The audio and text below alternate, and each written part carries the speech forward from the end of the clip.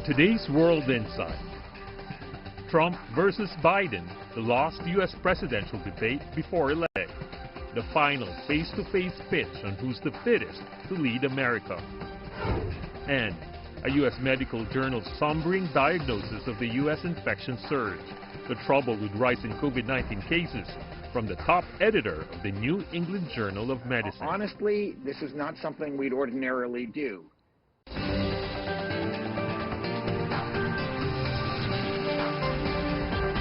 Here is our host, Tian Wei. Hello and welcome to World Insight. I'm Tian Wei in Beijing. U.S. President Donald Trump and former Vice President Joe Biden are set to go head-to-head in their last scheduled debate this Thursday. With their first encounter marred with constant interruptions, this time the two candidates will have their microphones muted to allow the other to speak without pause. The decision was made after the White House physician's announcement that Mr. Trump tested negative for COVID-19 10 days after he contracted the coronavirus. With 2 weeks to go until election, after some 27 million Americans have already voted, both men are pushing to capture swing states and galvanize last-minute support. So what can we expect from their final face-off? Will hot-button issues such as race, law and order, and the pandemic still take center stage? Time to bring in our panelists.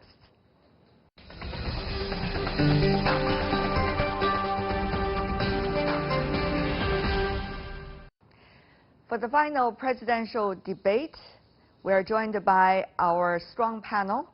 Bruce Fein, former Associate Deputy Attorney General and General Counsel of the Federal Communications Commission under President Reagan. In Washington, D.C., Todd Belt, Professor and Political Management Program Director at George Washington University. Last but not least, in Iowa City, Timothy Hagel, Professor of Political Science at University of Iowa. Gentlemen, welcome to the program. Only a few weeks to go before the election, so the third debate, which now, of course, becomes the second debate, becoming such an eye-catching event. So what can we really expect, Professor Hagel? The new rule is that there will be an uninterrupted 2 minutes for each candidate to give an opening statement on each particular topic, and the moderator has the ability to mute the microphone of the other candidate if need be. And so that way you won't have the interruptions that we saw in the last debate. So that's one structural change that's different. We'll have to wait and see whether or not the candidates are able to stick to that, whether there's interactions in the open discussion portion, or whether the candidates will be able to get their points across, or if they're going to be interrupted.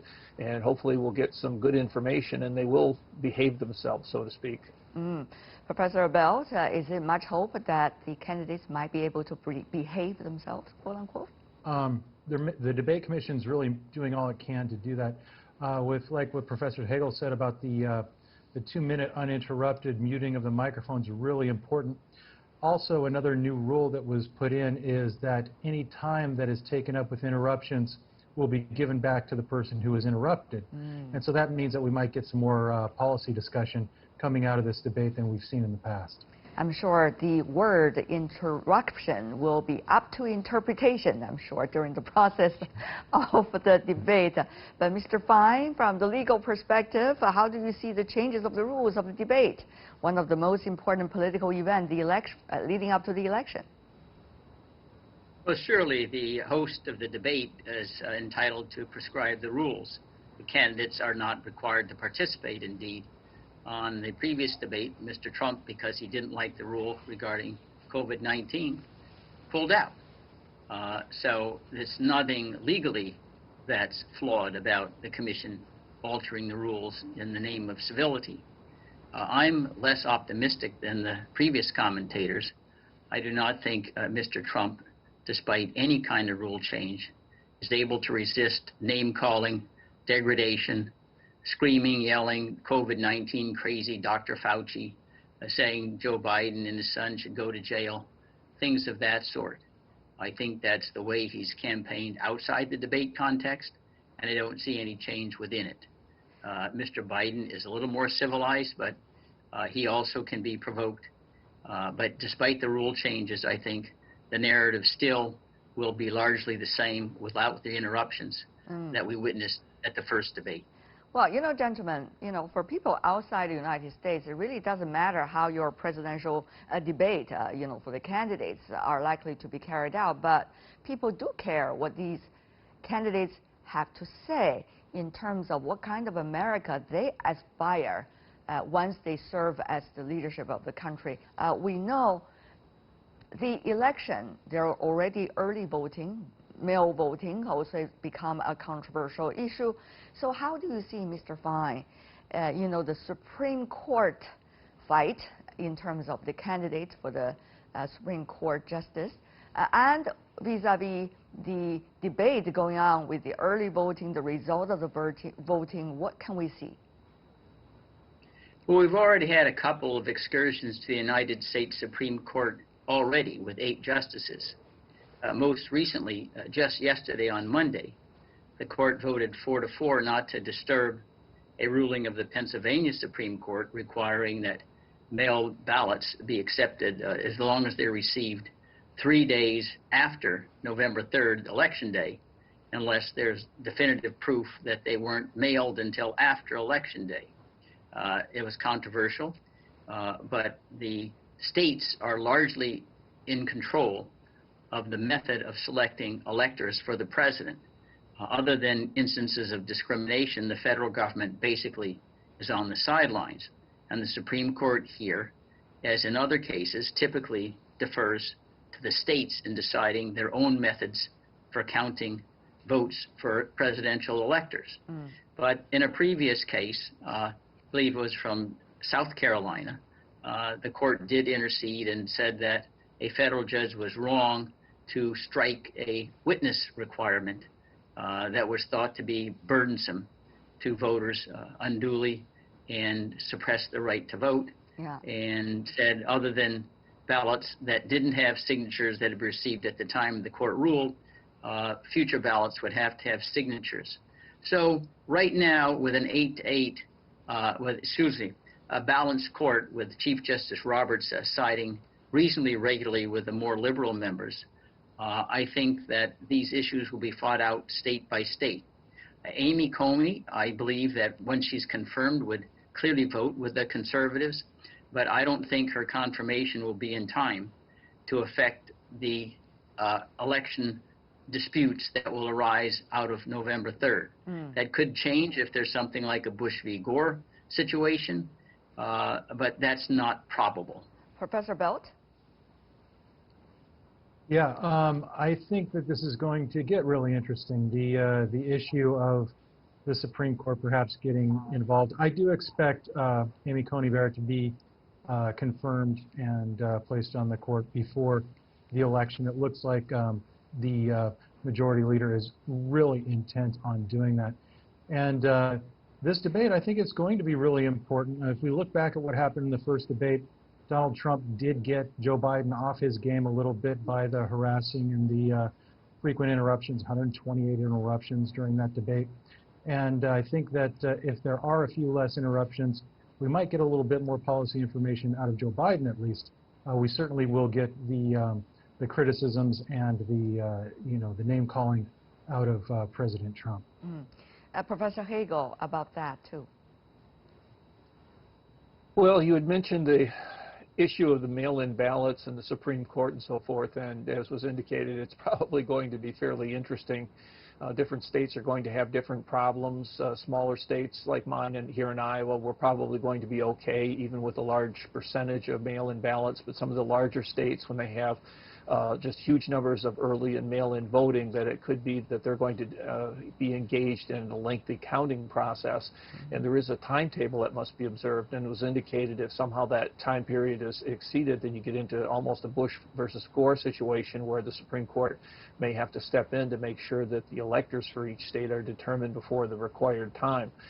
Whether or not Amy Coney Barrett will participate is an open question. I agree that she'll probably be on the court. Apparently a vote is set for October 26th. We'll see if that actually happens. Very interesting situation. Another thing we've been hearing over the past few days is the Trump appointed national security official suggesting the result of the election might now be able to come out on the election night.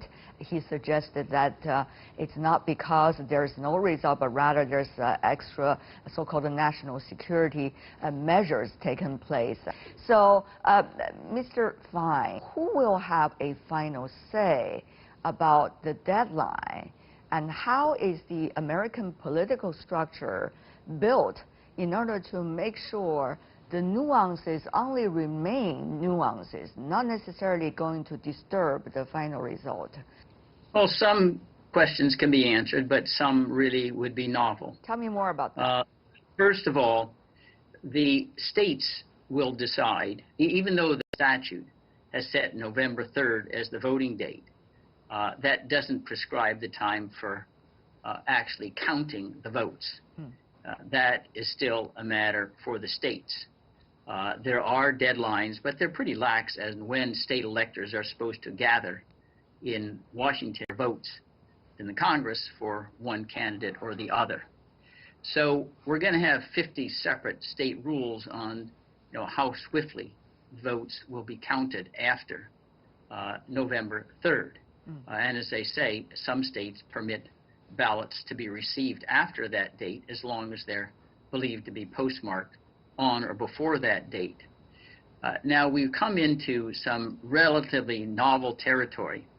If we end up with competing slates of state electors where, for instance, a state governor and the legislature are at odds, the Secretary of State may be at odds with the governor, where the Secretary of State is independent, and you could have one state in which both Biden electors and Trump electors claimed legitimacy. Where that happened previously in 1876 with 3 states, Florida, Louisiana, and South Carolina, the Congress created an electoral commission composed of 15 members who decided which electors were valid. But that's not binding on any future Congress. We don't know how competing state electors would be resolved. So there are a lot of uncertainties out there, and I say it's compounded because we basically have 50 state separate electoral races rather than one unified race at the national level. Professor Belt, you have a very interesting election in your country, and at least one of the candidates is very unique if you look at the presidential history. So the question really is, what are some of the legal possibilities that the 2 candidates could resort to in terms of their questioning about the result and the voting? Well, I certainly think that you're right that the president has exerted a lot of power in terms of trying to influence public opinion regarding the validity of the election, and I think that is concerning.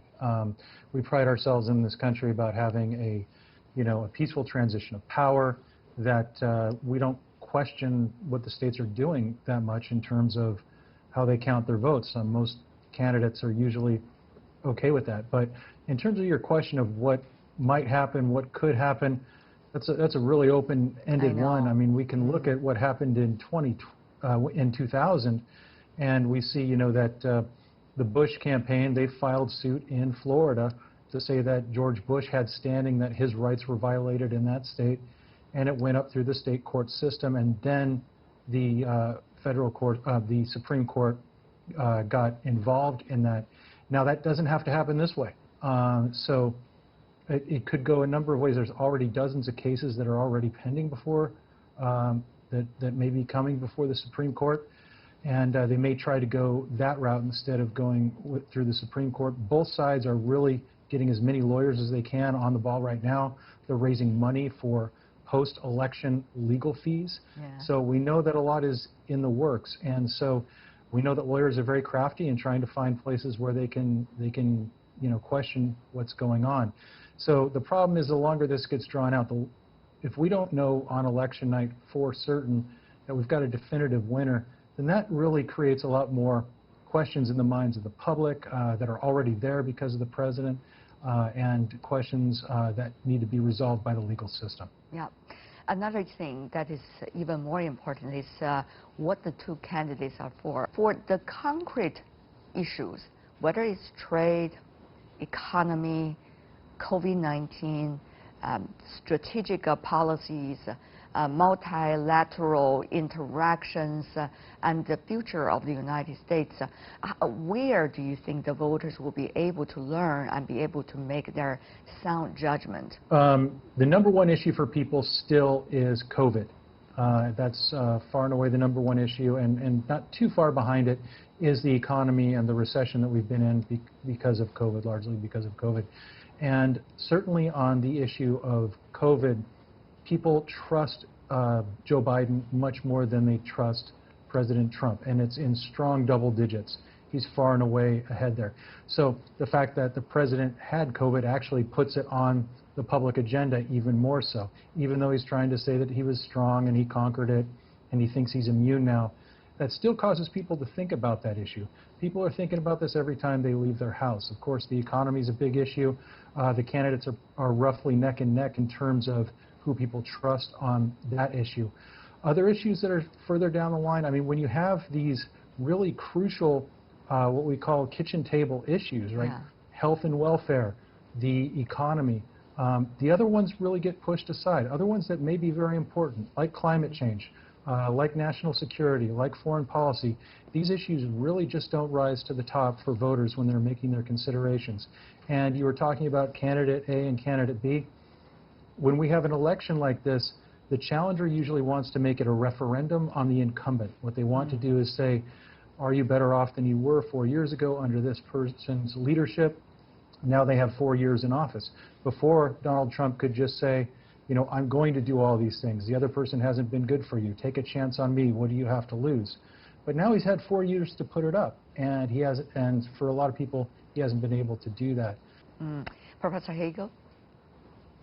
Right, and I would follow up on the notion of the kitchen table issues. I always talk about this, that for the most part, the Democrats, registered voters that are Democrats are going to vote for Biden, the Republicans are going to vote for Trump. There's some crossover between the two, but it's usually those middle voters, and particularly in the swing states, that will make the decision, and those are the folks that care much more about the kitchen table issues rather than the political process stuff, which they tend to basically say, oh, that's just politics, it's just partisanship, and they don't tend to be as concerned about it.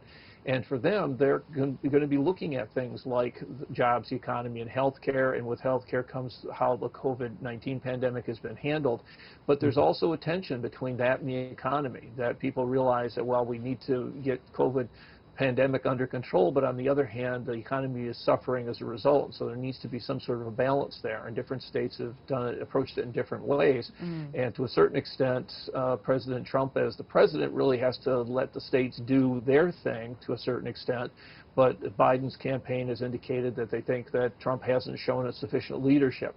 And so that's where you get into the issue that Professor Bell was saying, in terms of Biden running against an incumbent who has a record. But on the other hand, Trump is also trying to tar Biden with some of the failures of the Obama administration. And so it's a little bit of an unusual type of situation because Biden isn't a complete outsider given his own tenure as vice president. Mr. FEIN? I wouldn't disagree with anything the previous participants stated. I would say, nevertheless, that to the extent that international affairs does influence votes, President Trump's record is dismal. He promoted with lots of phantasmagoria, a rapprochement with North Korea. It's building more missiles, hasn't eliminated a single nuclear weapon. Kim Jong-un, I think, took Mr. Trump to the cleaners. He's expanded NATO when he was trying to suggest that he was removing or reducing the U.S. profile. Troops still in Afghanistan, troops still in Iraq. He pulls out of the Joint Comprehensive Plan of Action in Iran. Iran's now on its way to developing a closer degree of achievement of a nuclear weapon. He's alienated the Europeans for that reason. He pulled out of climate change. He pulled out of Open Skies Agreement with Russia. He may try to save something with an 11th hour agreement on extending the current START treaty. He's antagonized China over the South China Sea, the Uyghurs, Hong Kong, Taiwan, So we have our worst relations with the Chinese, not only strategically, but with regard to the trade wars. I think his foreign policy, to any who followed it at all, have been a virtual disaster. Okay. But overall, I think Trump has taken the United States to a new low in terms of its ability to negotiate successfully, its interests abroad. And he is not at all, despite his claim that he was only going to be president of the United States, not the world. About the exit poll. Now, for media people like us, a lot of us rely on the exit poll in order to report on the ongoing process of a presidential election and help to reach a certain conclusion about who might win the election. This year, many suggest the exit poll may not be reliable. To all of you seasoned observers, what do you make of these comments, and what do you think are the information and factors people should rely on observing the result of this presidential election? Professor Hagel. You're right. There are always some questions about the accuracy of the exit polls and how good they are in terms of actually determining who won a particular state or who won the election overall. This year we have, of course, additional challenges. The pandemic in particular, that I think that there are going to be some people, even the people that voted in person, may be a little bit reluctant to talk to people and get close contact with the pollsters on election night. But the bigger problem is the large number of mail-in votes. And it's not clear exactly who those folks are going to be. And certainly the people that do the exit polls aren't going to know how the mail-in votes were cast until they actually see some results. And so again, going back to an earlier point, is that, again, Americans tend to be fairly impatient about these sorts of things, but this may be a time when they really need to not rely so much on exit polls and wait until they actually see real results from the various states. Both candidates and their camps are working on every possibilities.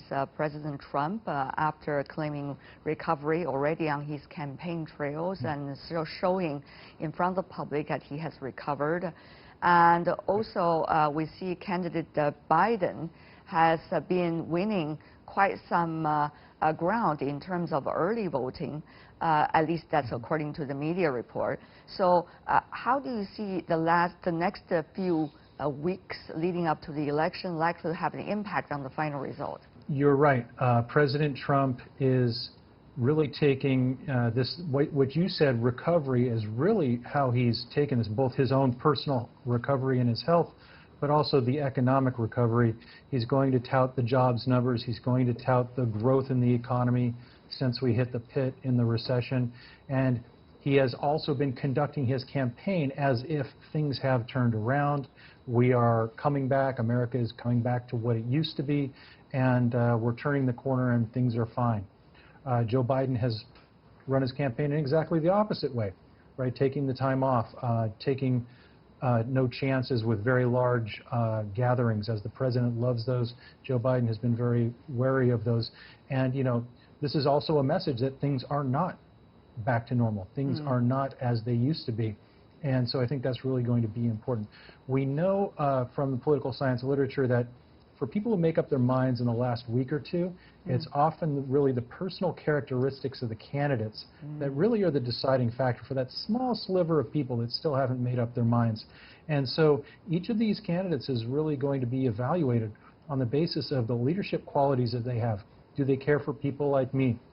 Do they provide strong leadership? Are they moral? Do they care about the poor? Are they intelligent?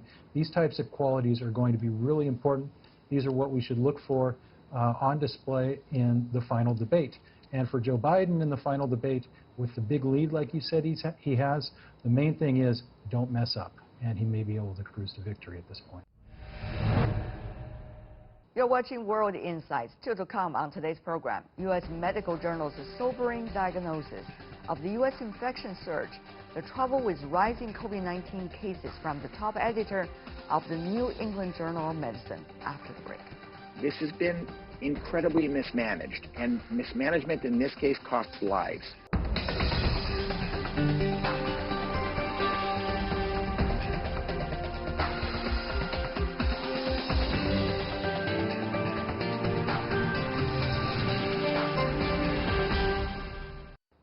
Welcome back. This is World Insight, and I'm Tian Wei. Global COVID-19 cases are approaching the 40 million mark as countries report spikes in infections. Europe, especially Italy and Britain, reported record daily highs. Many cities in France and Belgium went into months-long curfews, while in the U.S., surging infections put the country leadership in question. Even President Trump contracted the virus, leaving his political opponents working harder to curb the outbreak. In an unprecedented move, the New England Journal of Medicine published an editorial signed by all its editors, condemning the lack of leadership in response to the pandemic. The journal said there was too little testing, too little protective equipment, and a lack of measures like wearing masks and social distancing. Earlier, I talked to Dr. Eric Rubin, the editor-in-chief of the New England Journal of Medicine. He explains why they published this editorial and key lessons learned in containing the viral outbreak. Take a listen. And I'm joined by Dr. Eric Rubin, the editor-in-chief of the New England Journal of Medicine. Dr. Rubin, what a pleasure to see you once again. Nice to speak with you again, Tian Wei. I remember our first time talk was at the World Economic Forum earlier this year. How the world has changed since then. And how the New England Journal of Medicine, some wondered, has changed with your latest editorial. All editors signing on, suggesting political leadership has failed. That's right. We published an editorial that signed, as you said, by all of the editors, in which we made the case that the best response to the epidemic here in the U.S. was to go out and vote and change our leadership this coming election. Are you afraid that others are accusing you, which they're already doing, of being partisan? Yes. Honestly, this is not something we'd ordinarily do. We want to be seen as a disinterested and fair judge of science and clinical medicine. I think we do that. In this case, I don't really see it as politics, though. This is a public health issue. There are many ways that we could be combating this outbreak. Many other countries have used simple public health measures to do that, and the U.S. simply has not. And in the end, we consider that to be a failure of leadership rather than a failure of science. Are you trying to say you're not here, the editorial, trying to endorse one of the candidates while dismiss the other candidate, which is the incumbent president? You know, we're a two-party system, so there are really only two choices.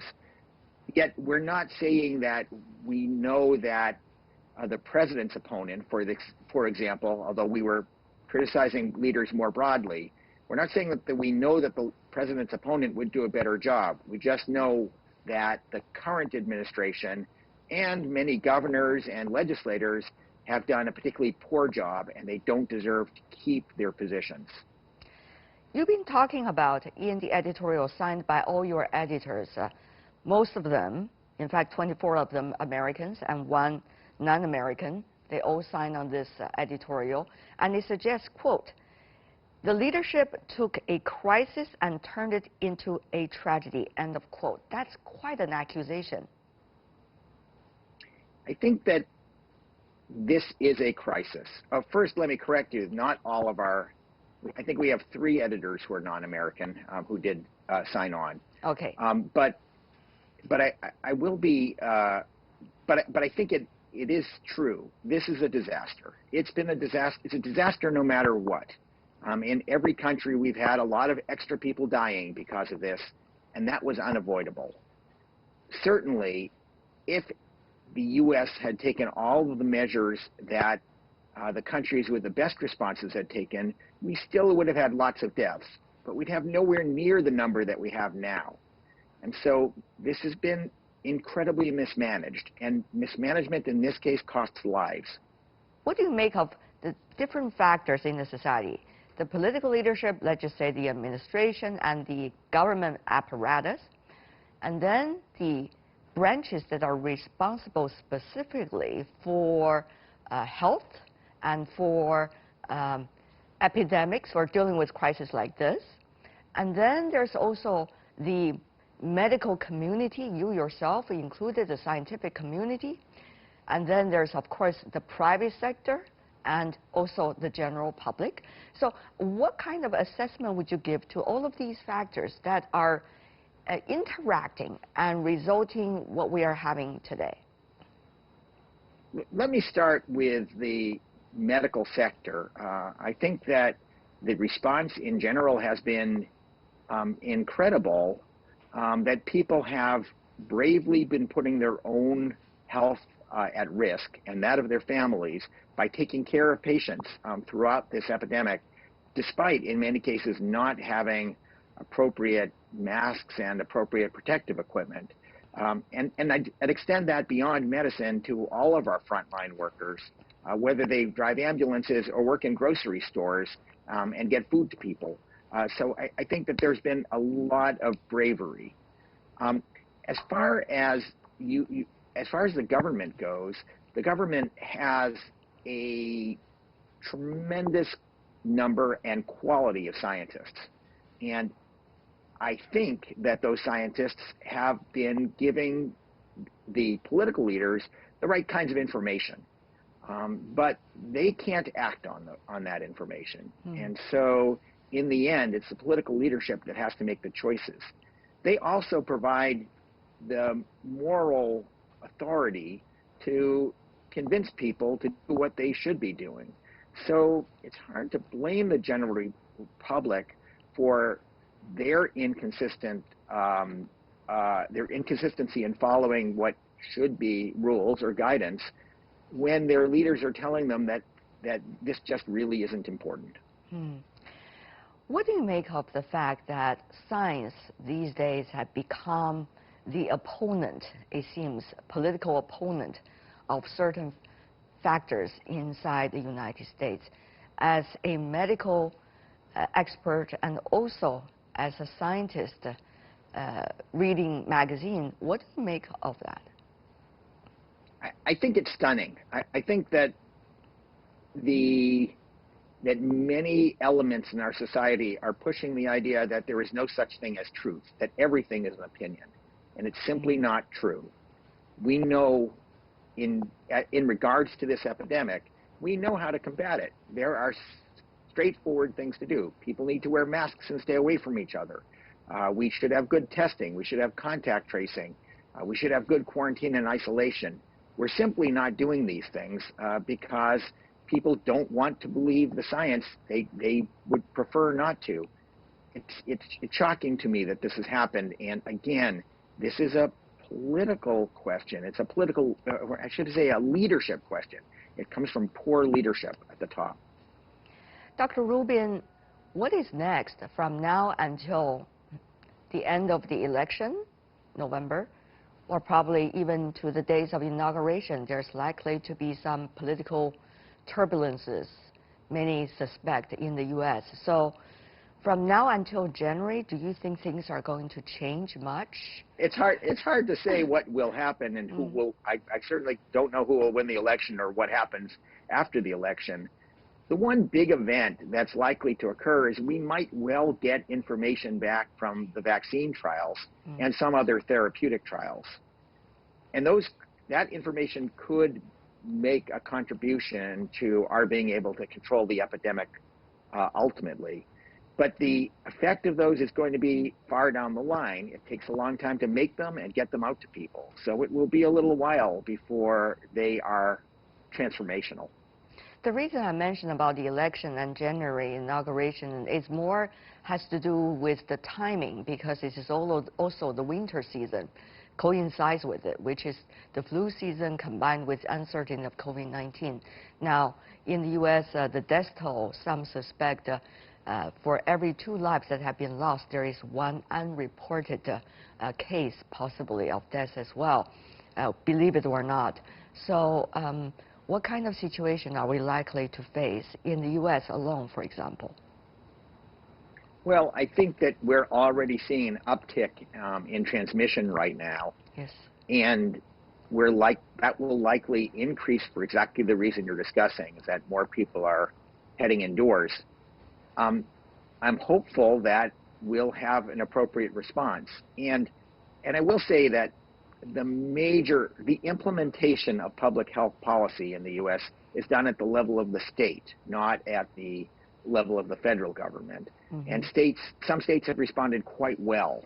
And I'm hopeful that more will respond well and take some of the measures that they need to take in order to reduce transmission.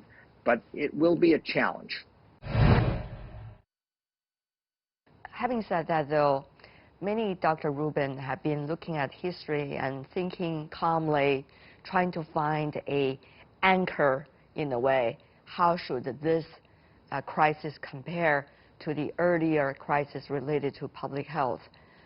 As the editor-in-chief of New England Journal of Medicine, what do you think that anchor could be, and what kind of comparison should we have now? We are already, let's just say, 10 months into the crisis.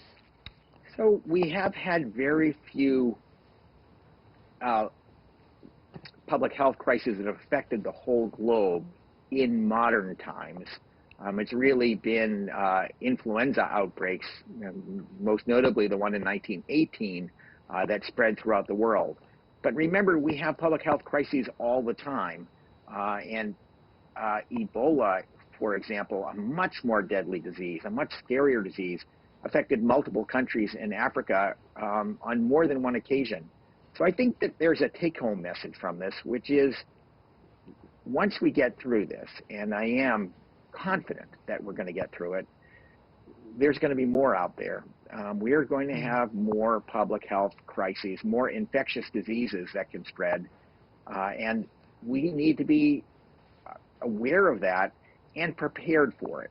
And this particular outbreak has shown us how unprepared we are. So next time around, I hope we've learned some lessons.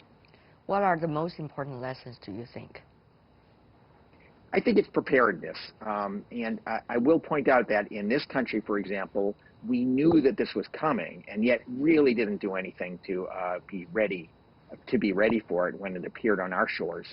But there are other forms of preparedness. There are having the platforms to produce vaccines quickly. We should have more of a capacity to not only develop but produce these vaccines for future epidemics, and that means a lot of science between now and then and any future outbreak.